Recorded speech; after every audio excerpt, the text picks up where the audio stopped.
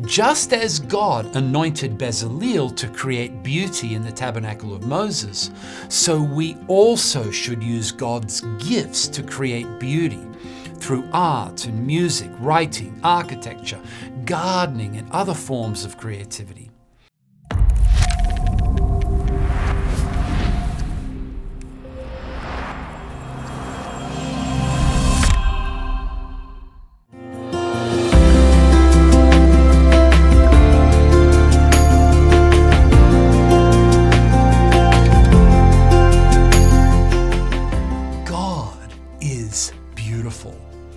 The prophet Zechariah says, "For how great is his goodness, and how great his beauty."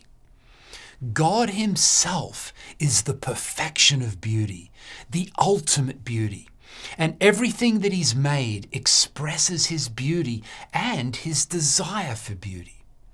He could have created a world that was perfectly functional, but bland and dull. But instead, he created an almost limitless variety of incredibly beautiful things. In the heavens, God created stars and galaxies, breathtaking in beauty, all declaring his glory. On the earth, God made the oceans, the mountains, the deserts, the rivers. He created insects, flowers, plants, birds. He created us, mankind, the most beautiful part of his creation.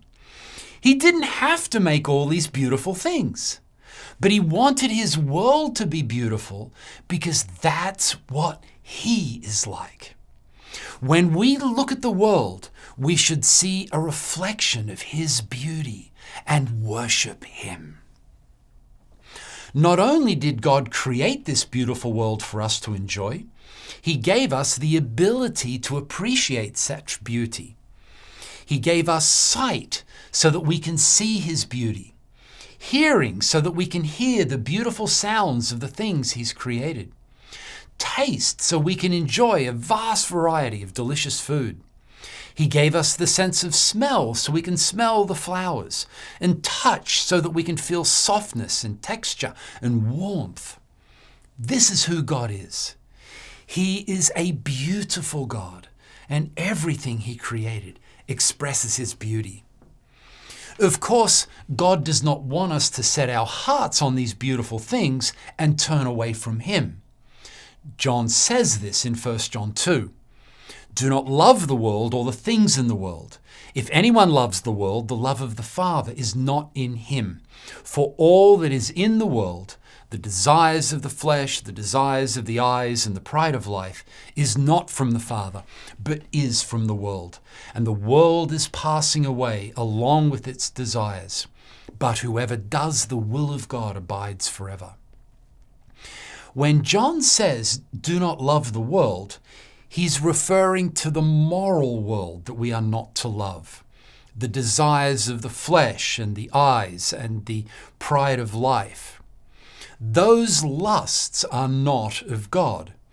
But God wants us to enjoy the beauty of the world that he's created and worship him. When man sinned and fell, the created world became corrupted. Its beauty was marred. Now the world does not have the same beauty that it once had, or that it will have in the new heavens and new earth. But at the same time, it still reflects God's beauty. David says, "The heavens declare the glory of God, and the sky above proclaims his handiwork." In particular, God wants us to personally experience his own beauty. David expresses this in Psalm 27. "One thing have I asked of the Lord, that will I seek after, that I may dwell in the house of the Lord all the days of my life, to gaze upon the beauty of the Lord and to inquire in his temple." God wants us to delight in him. David once again says, "Delight yourself in the Lord, and he will give you the desires of your heart." We also should use beauty intentionally to honor God and give him glory. When the tabernacle was built, God specifically anointed Bezaleel of the tribe of Judah to create beauty in it. to devise artistic designs, to work in gold, silver, and bronze, in cutting stones for setting, and in carving wood, to work in every craft. God could have told them to simply build a big plain box. He could have made it just functional and practical, but he wanted the tabernacle to be beautiful, to reflect his beauty. The robes of the priests were also intended to be magnificent. Their purpose was glory and beauty. In the Temple of Solomon, there were 2 bronze pillars that stood on the porch. He set up the pillars at the vestibule of the temple. He set up the pillar on the south and called its name Jachin, and he set up the pillar on the north and called its name Boaz. These 2 pillars were very ornate and elaborate, and it seems that they were not support structures, but were freestanding, with no apparent purpose other than being beautiful. Just as God anointed Bezalel to create beauty in the tabernacle of Moses, so we also should use God's gifts to create beauty through art and music, writing, architecture, gardening, and other forms of creativity. Of course, above all, our lives should express the inner beauty of God's character.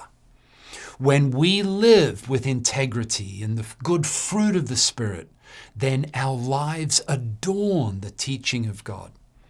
As Peter says, let your adorning be the hidden person of the heart, with the imperishable beauty of a gentle and quiet spirit, which is in God's sight very precious. As we walk with God in union with Christ, our lives will be changed more and more into his image. And then when Jesus returns, we will be to him a wonderfully beautiful bride, without spot or wrinkle or any such thing, that she will be holy and without blemish. May God lead you into a deep union with himself, the God of beauty. Thank you for watching. Subscribe to our channel for more teaching videos like this. For more information about LeaderSource, please visit our website, www.leadersource.org.